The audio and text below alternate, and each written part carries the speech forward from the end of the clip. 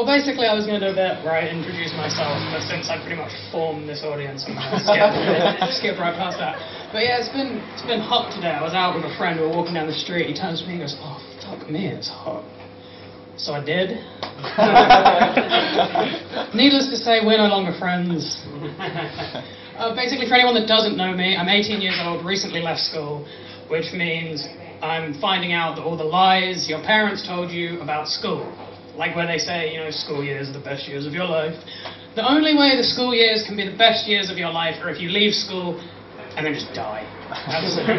or I'll make some allowances, or you get sick. And I'm not talking I've been a bit sick, a bit under the weather. I'm talking Make-A-Wish Foundation sick. That's how sick. That's how sick you have to, a bunch of friends shave their head in support, that kind of sick.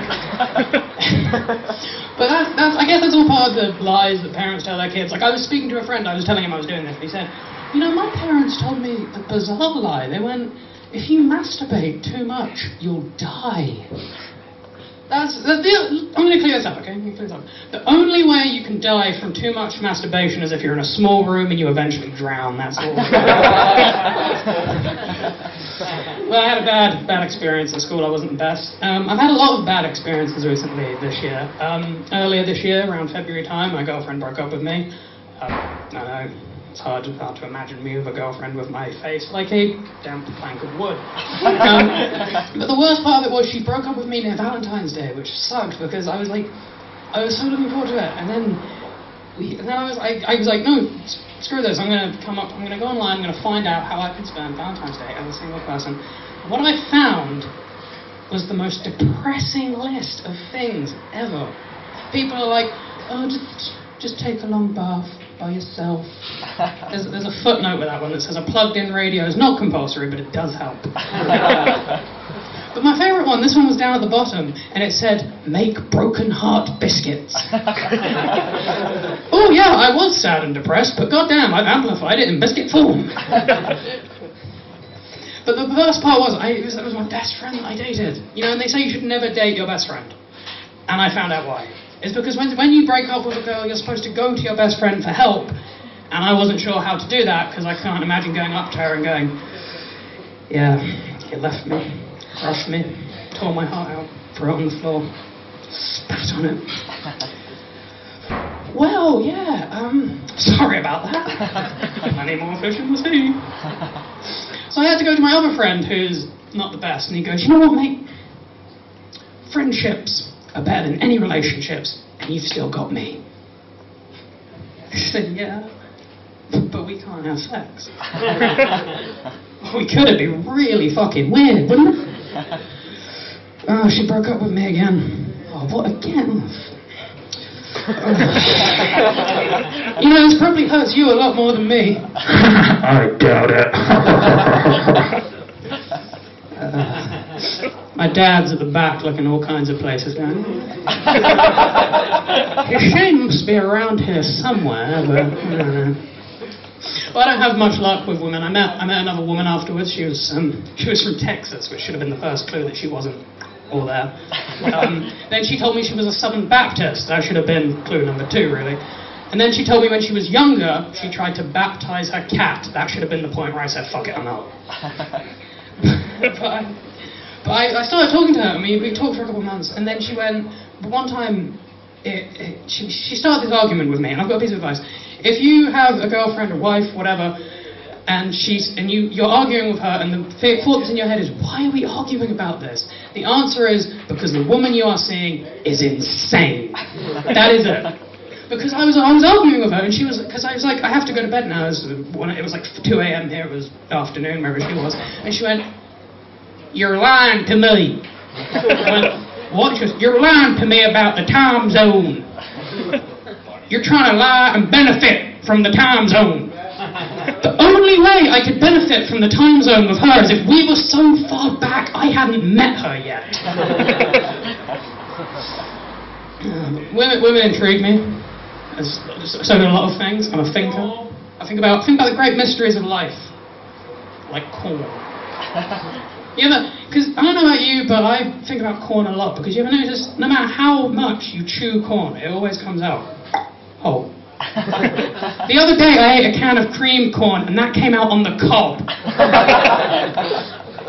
I also think about bigger things like religion. Anyone think about religion? My main thinking about religion is, you know how in some churches they have the big Jesus on the cross like this? And it's never Jesus with his thumbs up, you know, like, hey, I died, it's all gonna be okay.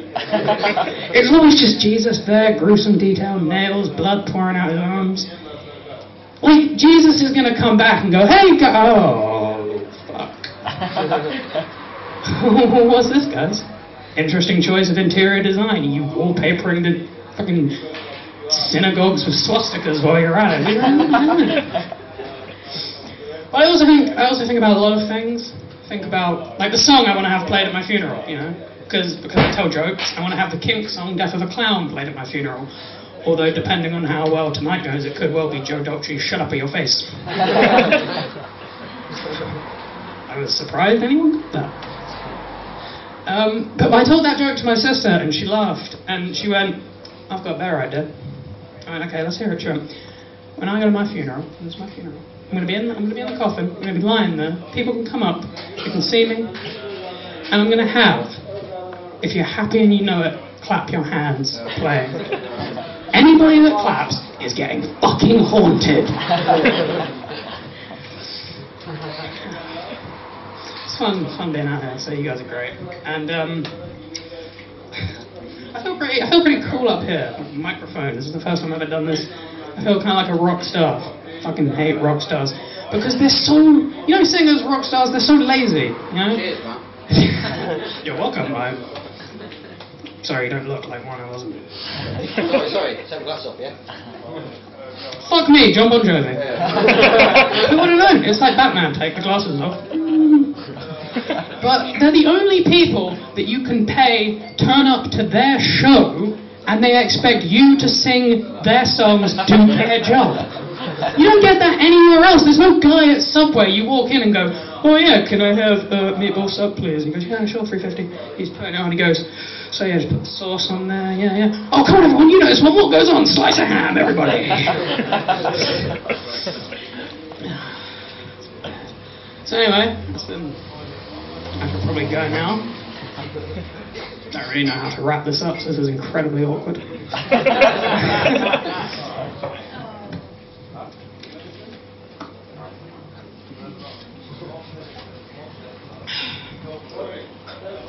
Yeah. God damn. But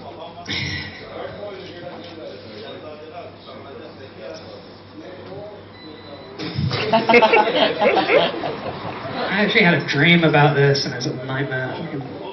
Anyway, I'm probably gonna go.